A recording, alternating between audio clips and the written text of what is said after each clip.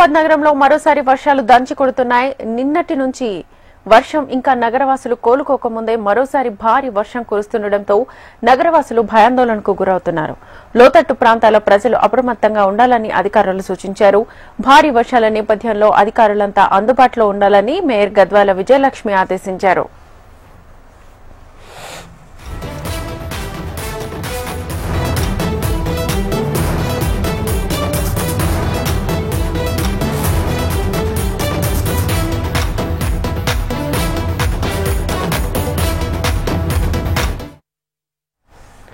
హైదరాబాద్ నగరంలో మరోసారి వర్షాలు దంచి కొడుతున్నాయి. నిన్నటి వర్షం నుంచి ఇంకా నగరవాసులు కోలుకోకముందే మరోసారి భారీ వర్షం కురుస్తుండటంతో నగరవాసులు భయాందోళనకు గురవుతున్నారు.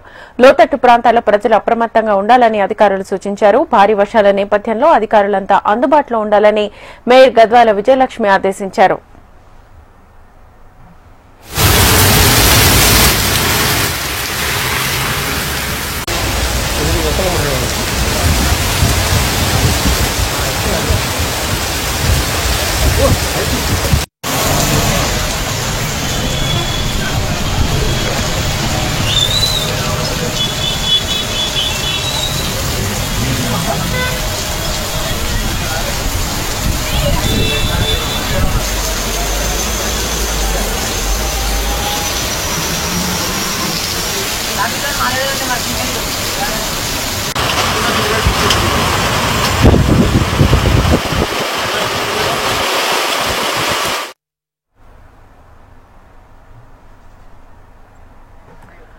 హైదరాబాద్ నగరంలో మరోసారి వర్షాలు దంచి కొడుతున్నాయి. నిన్నటి నుంచి ఇంకా నగరవాసులు వర్షం నుంచి కోలుకోకముందే మరోసారి భారీ వర్షం కురుస్తుండటంతో నగరవాసులు భయాందోళనకు గురవుతున్నారు. ఇదే అంశానికి సంబంధించి ఫుల్ డీటెయిల్స్ మా ప్రతినిధి ప్రియాంకను అడిగి తెలుసుకుందాం. ప్రియాంక,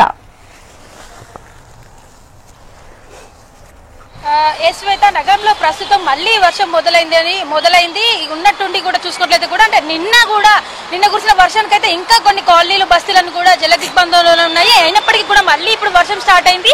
దీంతో పలు కాలనీలు బస్తీలు ప్రధాన రహదారులు అన్ని కూడా జలమయమయ్యాయి. ప్రజెంట్ మనం ఇక్కడ చూడొచ్చు, ఇదంతా ఏరియా అంతా కూడా యూసఫ్ గూడలో బస్తీ దగ్గర ఉన్నాము. ఏరియా అంతా కూడా జలమయమైంది. ఇదంతా కూడా నీట మునిగే పరిస్థితి మనకు కనిపిస్తుంది.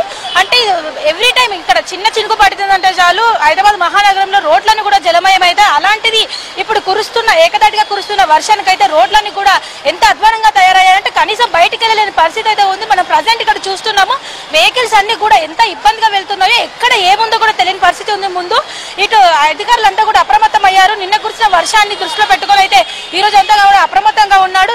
ఎక్కడైతే ప్రజలకు అవసరం ఉంటుందో అక్కడ ప్రజలకు వెంటనే సహాయక చర్యలు అందించే విధంగా అయితే అప్రమత్తమయ్యారు అధికారులంతా కూడా. ప్రస్తుతం చూడొచ్చు, ఇటు హైడ్రా సిబ్బంది, అలాగే జిహెచ్ఎంసీ సిబ్బంది, మాన్సూన్ బృందాలు, డిఆర్ఎఫ్ బృందాలు అందరూ కూడా అలర్ట్ అయ్యి అన్ని శాఖల సమన్వయంతో ప్రజలకు ఇబ్బంది కలగకుండా అన్ని ఏర్పాట్లు ముందస్తుగా చేసుకొని అన్ని ఏర్పాట్లు అయితే చేస్తున్నారు. ఇటు ప్రజలు రోడ్డు దాటడానికి కావచ్చు, అలాగే ఇక్కడ ఎటువైపుగా వెళ్లే వాహనదారులందరికీ కూడా ఎక్కడ వాటర్ ఉన్నాయో అక్కడ అందరికీ కూడా రక్షణ చర్యలు అందిస్తున్నారు. తక్షణమే మనం ప్రజెంట్ ఇక్కడ చూడొచ్చు, వాహనదారులు అయితే ఎంత ఇబ్బందిగా వెళ్తున్నారు. రోడ్లన్నీ కూడా బ్లాక్ అయ్యాయి. దాదాపుగా అన్ని బస్తీల్లోనూ కాలనీలోనూ ఇదే పరిస్థితి కనిపిస్తుంది.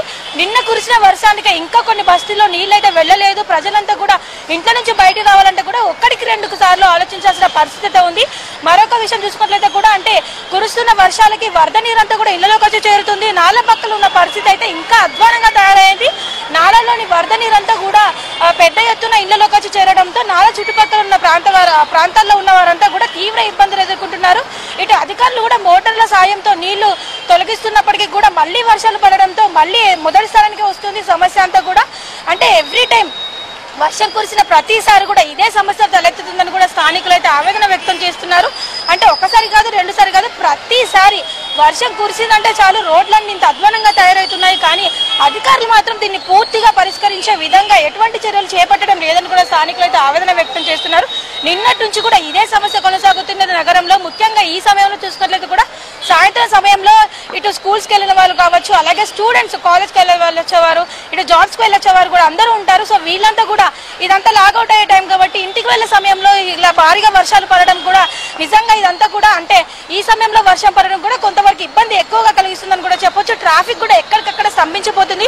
రోడ్లపైన కూడా భారీగా వరద నీరు చేరడంతో అసలు అంటే ట్రాఫిక్ అంతా కూడా అక్కడే స్తంభించిపోవడం లాంటివి జరుగుతున్నాయి. చాలా చోట్ల కూడా ట్రాఫిక్ చిక్కులైతే ఏర్పడుతున్నాయి. ప్రజెంట్ ఇటు హైడ్రా బృందాలు కూడా ఎప్పటికప్పుడు ట్రాఫిక్ క్లియర్ చేస్తూ అంటే ప్రజలంతా కూడా సురక్షితంగా చేరే విధంగా అయితే అన్ని చర్యలు చేపడుతున్నప్పటికీ కూడా ఇంకా కొన్ని చోట్ల అయితే ఇబ్బందులు తలెత్తుతూనే ఉన్నాయి. నిన్న చూసుకున్నట్లయితే కూడా ముషీదాబాద్ కు సంబంధించిన ఒక వ్యక్తి అయితే బల్కంపేట దగ్గర ఉన్న అండర్ పాస్ దగ్గర అయితే గల్లం తవ్వడం జరిగింది. అలాగే ఈరోజు మార్నింగ్ అతని డెడ్ బాడీ కూడా దొరికింది. అంటే ఒక్కసారి ఇంట్లో నుంచి బయటికి వెళ్తే ఈ వర్షానికి తిరిగి ఇంటికి చేరుతామో లేదో అన్న దుస్థితి నెలకొంది ప్రజెంట్ ఇక్కడ.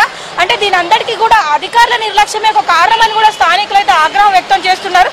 చూస్తూ కళ్ళెదుట కూడా అంటే ప్రాణాలు పోతున్నప్పటికీ కూడా అధికారులు చెల్లించడం లేదని ముందస్తు జాగ్రత్త చర్యలు తీసుకోవాల్సి ఉంటుందని కూడా కొందరైతే ఆగ్రహం వ్యక్తం చేస్తున్నారు. ఎందుకంటే అక్కడ కొన్ని చోట్ల సరైన లైట్స్ లేకపోవడము, వరద నీటి ప్రవాహం ఎక్కువగా ఉండడము, అలాగే వే అంతా కూడా క్లోజ్ చేయకుండా బార్గెట్స్ లాంటివి పెట్టకుండా అధికారులు ఉండడం వల్లనే అధికారుల నిర్లక్ష్యం వల్లనే ప్రమాదాలు జరుగుతున్నాయని కూడా కొందరైతే ఆవేదన వ్యక్తం చేస్తున్నారు.